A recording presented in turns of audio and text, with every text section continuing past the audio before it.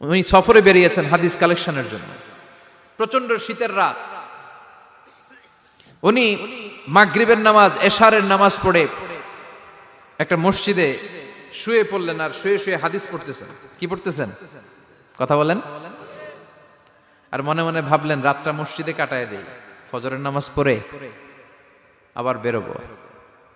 কিন্তু দারোয়ান এসে বলে মসজিদে থাকতে পারবেন না, ওঠেন। দারোয়ান আছে না, কথা কন। আহমদ ইবনে হাম্বল বললেন আমি শুধু রাতটা থাকতে চাই, আমি তো ফজরেরও মুসল্লি, ফজর নামাজ পড়বো তো এই মসজিদে, আমার থাকতে দাও। দারোয়ান তো দেয় না, কেন? মসজিদে থাকার জায়গা না, যান মিয়া।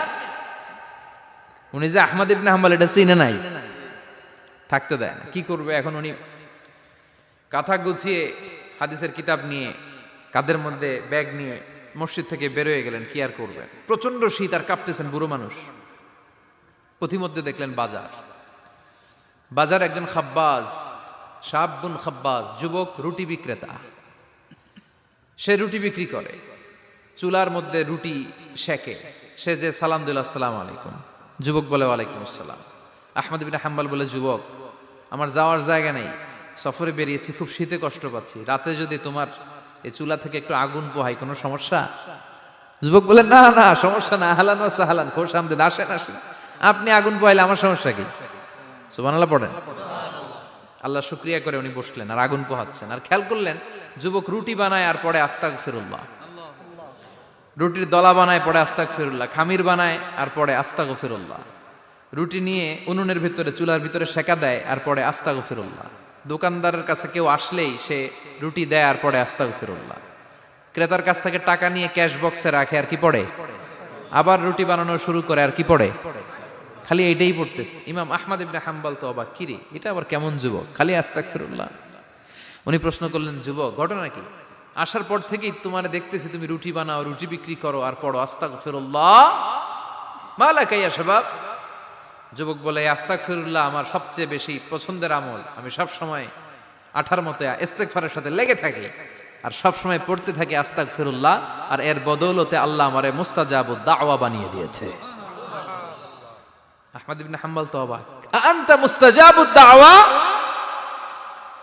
তুমি মুস্তাজাবুদ দাওয়া, রুটিওয়ালা। আমি এত বছর হাদিস পড়াই, আমিও তো মুস্তাজাবুদ দাওয়া না, আর তুমি রুটি বেচো বাজারে, তুমি মুস্তাজাবুদ দাওয়া, তুমি দোয়া করলে সব কবুল হয়ে যায়। যুবক বলে না, আনা মুস্তাজাবুদ দাওয়া, আমি আমার জীবনে যত দোয়া করেছি কবুল করে নিয়েছে কে? সব দোয়া কবুল করে নিয়েছে আল্লাহ, একটা দোয়া ছাড়া। কয়টা? আহমদ ইবনে হাম্বলের কৌতূহল, কিউরিয়াসিটি আরো বেড়ে গেল। কি? সব দোয়া কবুল হয়েছে, একটা দোয়া ছাড়া। মাযালিকা দোয়া ইয়া শাব, কি সেই দোয়া? যুবক এবার বলতে শুরু করলো, আমার জীবনে যে দোয়াটা আল্লাহ কবুল করে নাই সেটা হচ্ছে আমি আল্লাহর কাছে অনেক চেয়েছি, অনেক দোয়া করেছি যে আল্লাহ, শুনেছি এই জামানার সবচেয়ে বড় মুহাদ্দিস, তার নাম নাকি ইমাম আহমদ ইবনে হাম্বল।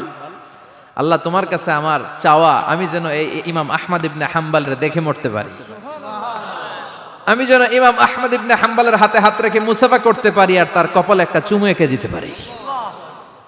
আহমদ ইবনে হাম্বল আবেগপ্রবণ হয়ে গেলেন, চোখের পানি ছেড়ে দিলেন, বললেন যুবক তোমার এই দোয়াটাও কবুল হয়ে গিয়েছে। আহমদ ইবনে হাম্বলের দেখার সাক্ষাৎ পাওয়ার জন্য আহমদ ইবনে হাম্বলের বাড়িতে তোমার যাওয়ার দরকার নাই, আহমদ ইবনে হাম্বল তোমার দরবারে ছুটে এসেছে। আনা আহমদ ইবনে হাম্বল মুহাদ্দিসুদ দাহর, আমি নিজেই আহমদ ইবনে হাম্বল। যুবক চোখের পানি ছেড়ে দেয়, আহমদ ইবনে হাম্বল চোখের পানি ছেড়ে দেয়। যুবক চিৎকার মেরে ইমাম আহমদ ইবনে হাম্বলকে জড়িয়ে ধরে, হাতে হাত রেখে মুসাফা করে, কপালের মধ্যে চুমু খায় আর আল্লাহর শুকরিয়া করে বলে, ও ইমাম, আসলে এই দোয়াটাও আল্লাহ আজকে কবুল করে নিল।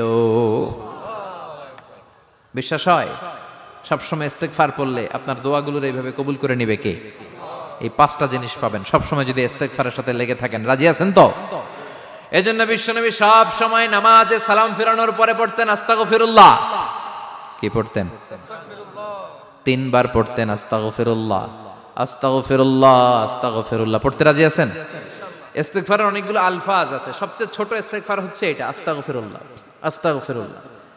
আরো আছে আস্তাগফিরুল্লাহ আল্লাযী লা ইলাহা ইল্লা হুয়াল হাইয়ুল কাইয়্যুম আতুবু ইলাইহি, বিশ্বনবী বলেন এই ইস্তেগফারটা যদি কেউ পড়ে, আত-তাওয়াল্লি মিন ইয়াউমিজ যাহাফ, যুদ্ধের ময়দান থেকে পালিয়ে আসা কবিরা গুনাহ। কি গুনাহ?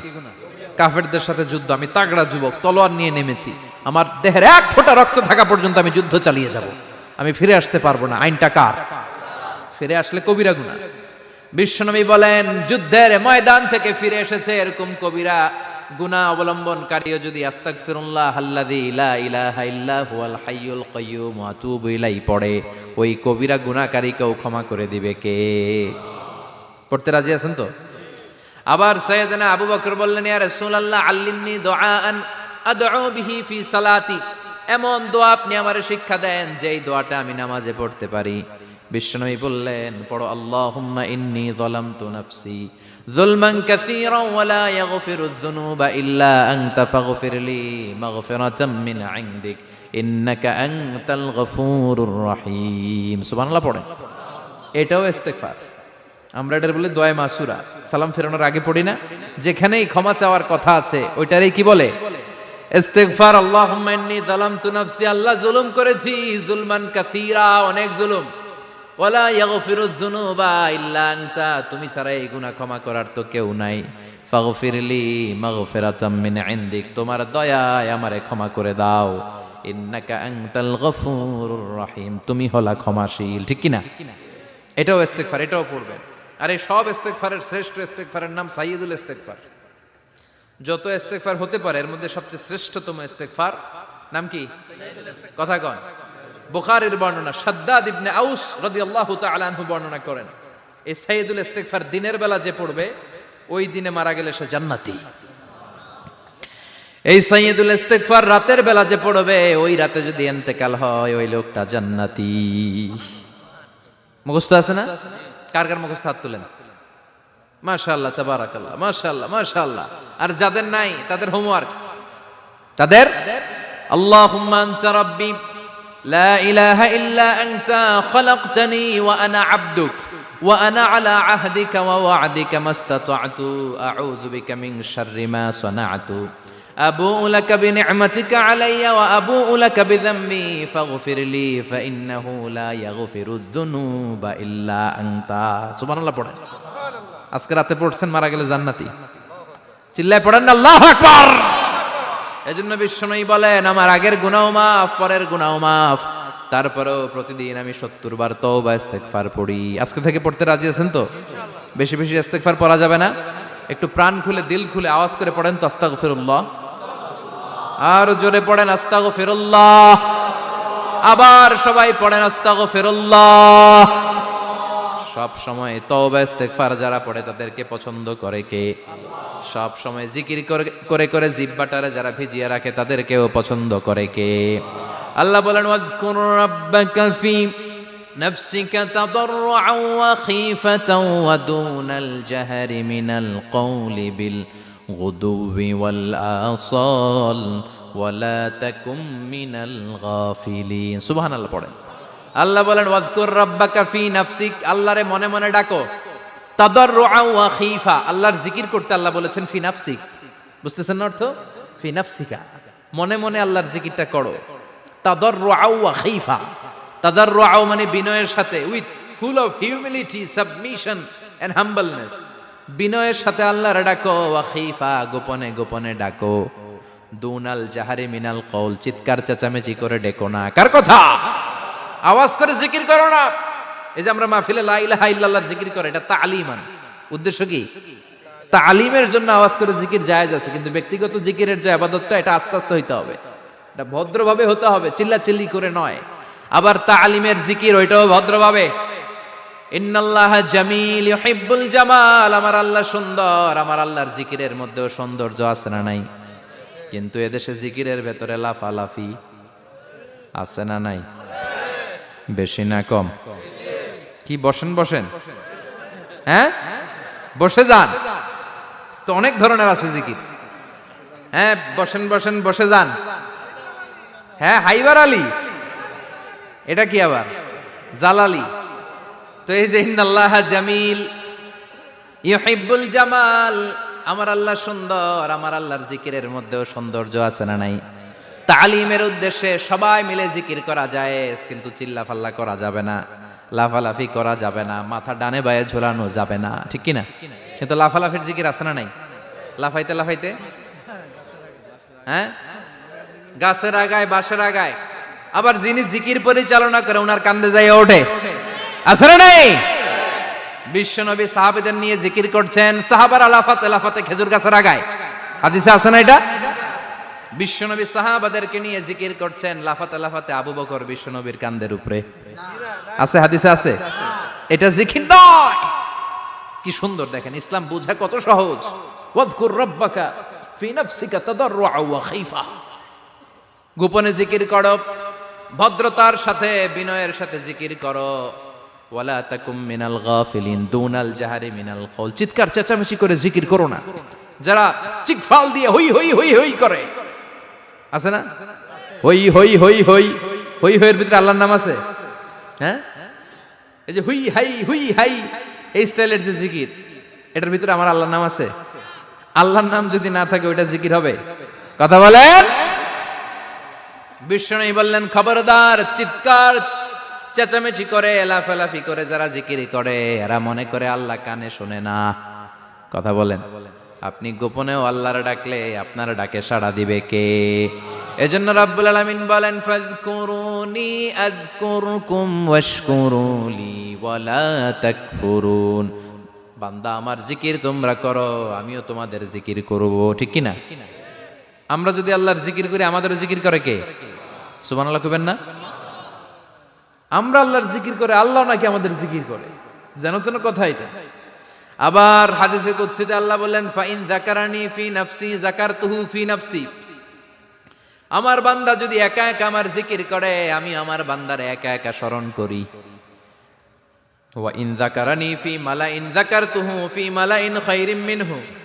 এরকম মহা সম্মেলন করে যদি কেউ আমি আল্লাহর জিকির করে, আমি এর চেয়েও বড় মহা সম্মেলন ফেরেশতাদেরকে নিয়ে করে আমার বান্দারে স্মরণ করি। ওয়া ইন তাকাররাবা ইলাইয়া শিবরান তাকাররাবতু ইলাইহি যিরাআন। আমার বান্দা যদি আমার দিকে এক বিঘত আসতে চায়, আমি আমার বান্দার দিকে এক হাত এগিয়ে যাই। আমার বান্দা যদি আমার দিকে এক হাত আসতে চায়, আমি আমার বান্দার দিকে দুই হাত যাই। ওয়া ইন আতানি ইয়ামশি আতাইতুহু হারওয়ালা। আমার বান্দা যদি আমার দিকে হেঁটে হেঁটে আসতে চায়, আমি আমার বান্দার দিকে দৌড়ে দৌড়ে যাই। সুবহানাল্লাহ পড়েন। এজন্য বিশ্বনবী বলেন, লা ইয়াজালু লিসানুকা রাতবাম মিন যিকরিল্লাহ। আল্লাহর জিকির দিয়ে জিহ্বাটারে ভিজিয়ে রাখবা। কার কথা? চিল্লায় বলেন, কার কথা? সবসময় আল্লাহর জিকির করতে রাজি আছেন তো? সবচেয়ে শ্রেষ্ঠ জিকির বিশ্বনবী বললেন, আফদালু যিকরি লা ইলাহা লা ইলাহা লা ইলাহা ইল্লাল্লাহু মুহাম্মাদুর রাসূলুল্লাহ সাল্লাল্লাহু। সবচাইতে শ্রেষ্ঠ জিকির লা ইলাহা, এর চেয়ে শ্রেষ্ঠ জিকির আছে? কথা বলেন। বিশ্বনবী বললেন, মান ক্বালা লা ইলাহা ইল্লাল্লাহ সিদকান মিন কলবিহি, একনিষ্ঠতার সাথে অন্তর থেকে কেউ যদি জীবনে একবার বলে লা ইলাহা ইল্লাল্লাহ, দাখালাল জান্নাহ। তার যদি পাপ থাকে, অন্যায় থাকে, ওই পাপ আর অন্যায়ের শাস্তিগুলার পরে কোনো না কোনো দিন আমার ওই বান্দা জান্নাতে ঢুকবে। একবার যদি খালিসান মিন কলবিহি সে পড়ে লা ইলাহা ইল্লাল্লাহ, তার জন্য জান্নাতকে অবধারিত করে দিয়েছে কে? আবার এটার নাম আল্লাহ দিয়েছে কালিমায়ে। কথা বলেন। দরাবাল্লাহু মাসালান কালিমাতান তাইয়িবাতান কাশাজারাতিন তাইয়িবাতিন আসলুহা সাবিতুন ওয়া ফারউহা ফিস সামা। সুবহানাল্লাহ। পবিত্র বাণী এটা কালিমায়ে তাইয়িবা। আবু সাঈদ আল খুদরি থেকে বর্ণিত, মুস্তাদরেকে হাকিম আর সহিহ ইবনে হিব্বানে এসেছে। বিশ্বনবী বলেন, মুসা আলাইহিস সালাম আল্লাহর একবার প্রশ্ন করলেন, ইয়া রাব আল্লিমনি দুআআন আদউ বিহি, আপনি আমার এমন একটা জিকির শিক্ষা দেন যে এই জিকির দিয়ে আমি শুধু আপনার জিকির করব, কেউ এই জিকির করতে পারবে না। এই জিকির জানবো শুধু আমি, আর জানবেন। কথা কোন? প্রশ্ন করছে কে? হ্যাঁ, কাকে করেছে? আল্লাহ এমন একটা জিকির শিখান যেই জিকির কেউ জানে না, আমি জানবো, আর ওই জিকির দিয়ে প্রাণ ভরে আপনারে ডাকবো। আল্লাহ বললেন, মুসা পড়ো লা ইলাহা লা ইলাহা ইল্লাল্লাহু মুহাম্মাদুর রাসূলুল্লাহ। মুসা আলাইহিস সালাম বললেন, আল্লাহ চাইলাম কি, কইলেন কি? লা ইলাহা তো জাতীয় জিকির, এটা তো আন্তর্জাতিক জিকির, এটা জানে না এমন কেউ নাই। এমনকি হিন্দু ভাইরাও জানে। কথা কন। আল্লাহ, আমি তো চাইছিলাম এক্সক্লুসিভ, আমার জন্য স্পেশাল, এর চেয়ে সুন্দর আর কেউ জানবে না, এত সুন্দর একটা জিকির আপনি দিবেন, এটা আমি ডাকবো আপনারে আর আপনি শুনবেন। আল্লাহ বললেন, মুসা, এর চেয়ে দামি আমার কাছে নাই। লাউ তাদউ লা ইলাহা ইল্লাল্লাহ ফি কাফা, লা ইলাহা রে যদি মুসা এক পাল্লায় রেখে দাও, ওয়াস সামাওয়াতু সাবউ ওয়াল আরদিন, সাত আকাশ সাত জমিন যদি আরেক পাল্লায় রেখে দাও, লা ইলাহা এক পাল্লায়, সাত আকাশ সাত জমিন আরেক পাল্লায় ওজন যদি দাও, লা রাজাহাত কাফাতু লা ইলাহা ইল্লাল্লাহ, মুসা দেখবা মুহূর্তের মধ্যে লা ইলাহা ইল্লাল্লাহর পাল্লা ভারী হয়ে গেছে। সাত আকাশ সাত জমিন এক পাল্লায়, শুধু লা ইলাহা ইল্লাল্লাহ এক পাল্লায়, মুহূর্তে লা ইলাহার পাল্লাটারে ভারী করে দিবে কে? এটা বিপ্লবী বাণী। আমরা এটার ভিক্ষার মধ্যে লাগাইছি। এখন ভিক্ষা করার সময় লা ইলাহা আছে না নাই? একটা টাকা দিয়া যান, আমি গরিব ইনসান আর সমান, একটা টাকা দিয়া যান, আমি গরিব ইনসান, আছে না নাই? জুমার নামাজের সময় ভিক্ষা করে, একটা টাকা দিয়া যান, আর লা ইলাহার জিকির লগে, আছে না নাই? এটা আমরা ভিক্ষার জিকির বানাইছি, এটা তো বিপ্লবী বাণী। এই বাণীর পক্ষে যারা, তারা ন্যায় আর সত্যের পক্ষে চিল্লায় বলেন ঠিক কিনা? এই বাণীতে যারা বিশ্বাস করে, তারা এক আল্লাহর সামনে মাথা নত করে দেয়। গোটা পৃথিবীর কোন শক্তির সামনে ওই মাথা নত হয় না, ঠিক কিনা? এই লা ইলাহা যারা আমরা মানি, আল্লাহ ছাড়া কারো সামনে মাথা নত করব? কোন শক্তি আমাদের মাথা নত করাতে পারে? এই কালেমার আন্দোলন যারা করে, তারা আল্লাহ ছাড়া পৃথিবীর কাউরে ভয় পায় না। আর তারা চায় কালেমার পতাকা পৃথিবীর মধ্যে যেন পথ পথ করে উড়ে, ঠিক কিনা? বাংলার জমিনে কালেমার পতাকা উড়ুক, আমরা চাই কি চাই না? কোনো একদিন এ দেশের আকাশে কালিমার পতাকা উড়বে, সেদিন সবাই খোদাই বিধান পে দুঃখ বেদনা ভুলবে। কোনো একদিন এ দেশের আকাশে কালিমার পতাকা উড়বে, সেদিন সবাই খোদাই বিধান পে দুঃখ বেদনা ভুলবে। চিৎকার করে বলেন ঠিক কিনা? এই কালেমার সমাজ যদি হয়, ওই সমাজে কেউ লাঞ্ছিত হবে না, ওই সমাজে কোনো নারী নিগৃহীতা হবে না, ওই সমাজের কোনো কাজের মেয়েরা ধর্ষিত হবে না, ওই সমাজে দুর্নীতি থাকবে না, ঘুষ থাকবে না, চাঁদাবাজি থাকবে না, টেন্ডারবাজি থাকবে না। সমাজটারে শান্তি দিয়ে সমৃদ্ধ করে দিবে কে? এজন্য সব সময় জিকির করতে হবে একজনের, চিল্লায় বলেন তিনি কে? শ্রেষ্ঠ জিকির হচ্ছে লা ইলাহা। পড়তে রাজি আছেন? সব সময় জিকিরটা করতে রাজি আছেন? Every night and every day, every night and every day, never forget to say la ilaha illallah, never forget to say la ilaha illallah. পড়েন, every night and every day, every night and every day, never forget to say la ilaha illallah, never forget to say la ilaha illallah, never forget to say la ilaha illallah. When you're walking down the street, use your time and repeat, and say in every heartbeat la ilaha illallah. When you're walking down the street, use your time and repeat, and say in every heartbeat La ilaha illallah. Every night and every day, every night and every day, never forget to say La ilaha illallah. চিল্লায় বলেন ঠিক কি না? দিনে রাতে যে কোনো মুহূর্তে আমাদের জিহ্বার মধ্যে থাকবে কি? কথা বলেন, জিহ্বায় থাকবে কি?